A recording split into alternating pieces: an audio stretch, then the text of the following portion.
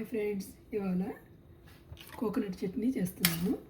దీనికి కావాల్సిన పదార్థాలు: ఒక అరకొబ్బరి చిప్ప సన్నగ ముక్కలు ఇలా కట్ చేసుకున్నాను. దాంట్లోకి 16 ఎండుమిరపకాయలు వేసుకుని ఎండుమిరపకాయలతో చేస్తున్నాను ఈరోజు కొబ్బరి పచ్చడి. ఇది రైస్లోకి బాగుంటుంది, టిఫిన్లో బాగుంటుంది, కానీ రైస్లోకి తినేటట్టు చేస్తున్నాను. ప్రస్తుతానికి ఫస్ట్ ఈ రెండు మనం వేయించుకున్నాం. కొబ్బరి ముక్కలు, ఎండుమిరపకాయలు వేయించుకుందాం.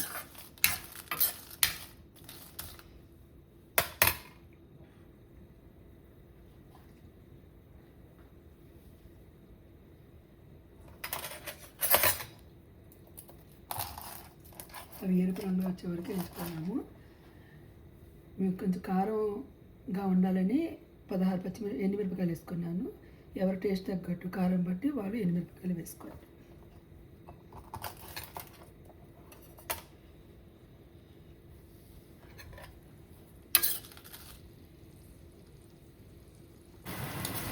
ఇలా కొంచెం ఆయిల్, ఒక 2 స్పూన్ల ఆయిల్ వేసి ఇలాగా బాగా ముక్కల్ని ఈ ఆయిల్లో ఇలా వేయించుకోవాలి.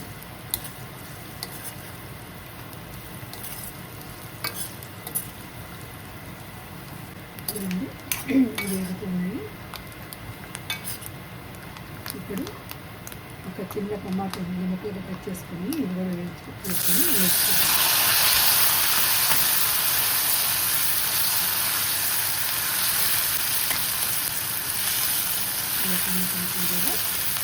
బాగా వేసి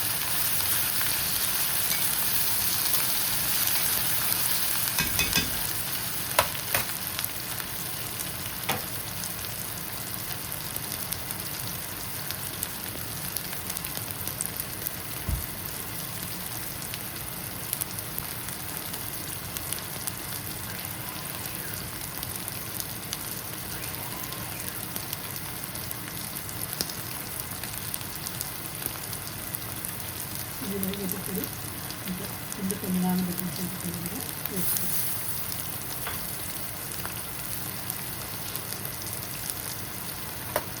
ఇవన్నీ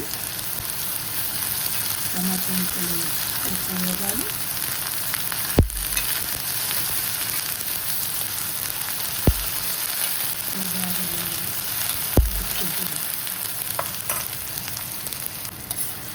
ఇవన్నీ వేగాలి. ఇలాగే వేసుకోవాలి. అన్నీ బాగా వేయాలి. దీంట్లో నేను కొంచెం చింతకాయ పచ్చడి వేస్తున్నాను. మీరు ఉంటే వేసుకుని, లేకపోతే ఆప్షన్ చింతకాయ పచ్చడి.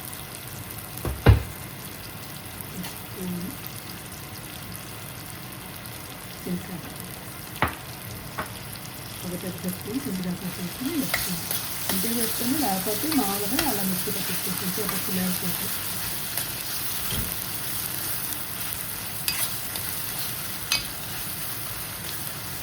దీంట్లో ఒక 2 చిల్లులపాయలు ఇలా ముక్కలుగా చేసుకున్నాను. ఇవి వేసుకోండి. కొత్తిమీర, వచ్చేసిన కొత్తిమీర,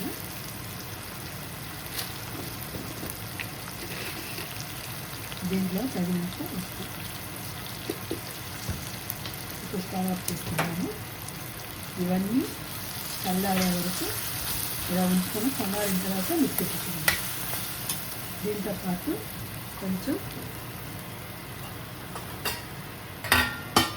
జీలకర్ర వేస్తాం. ఇదంతా చల్లారిన తర్వాత మనం మిక్సీ పట్టేసుకున్నాం. మిక్సీ పెట్టుకున్నాం. చూపిస్తాం. చల్లారాలి. 5 నిమిషాలు 10 నిమిషాలు పట్టి చల్లారే వరకు వేసుకోవాలి.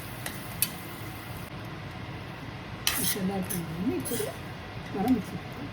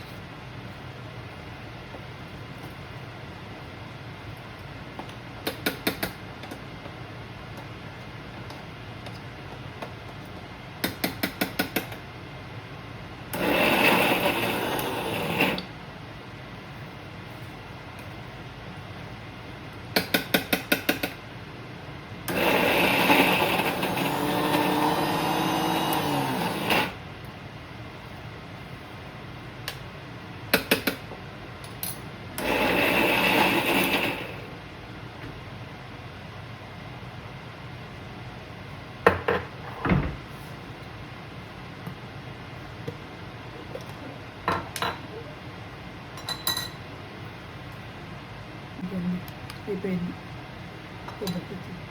ఇది కొంచెం టైట్గా ఉంటే మనం కొంచెం వేడి నీళ్ళు పోసుకొని ఇలా గ్రైండ్ చేసుకోవాలి. కొద్దిగా చూసి కొంచెం వాటర్ పోసుకొని ఇలాగా మెత్తగా గ్రైండ్ చేసుకోవాలి. ఇది వేడి వేడి అన్నంలో తిన్నా, టిఫిన్లో ఇడ్లీలో తిన్నా చాలా టేస్ట్గా ఉంటుంది. మీరు కూడా ట్రై చేయండి. Thank you.